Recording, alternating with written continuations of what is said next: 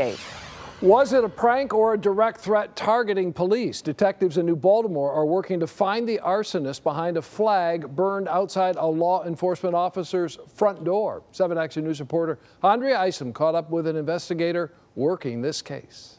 Police officers right here in New Baltimore, they are working really hard because they need to figure out who destroyed, who dishonored property. What property do we speak of? A flag that belongs to a fellow officer, not one with this department, but it is still one of their own.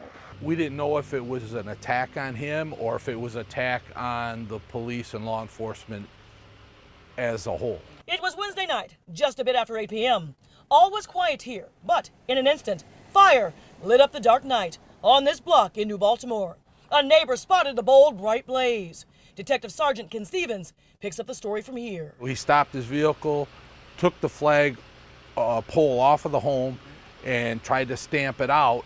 The flag went up in flames on St. Clair Drive. It was mounted to a home on the porch, belonging to an officer of the law. Investigators are not saying which branch, but nevertheless, this flag. American flag that was the thin blue flag, which represent police and first responders.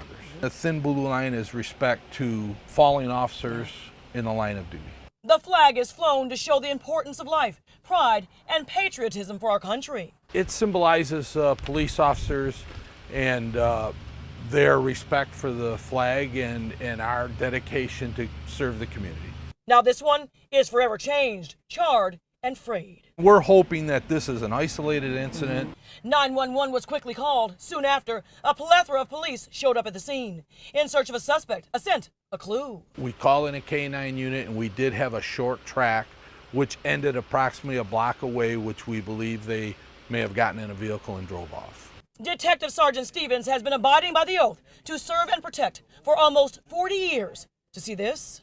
I mean, anybody that disrespects the flag and what it represents is just very disturbing.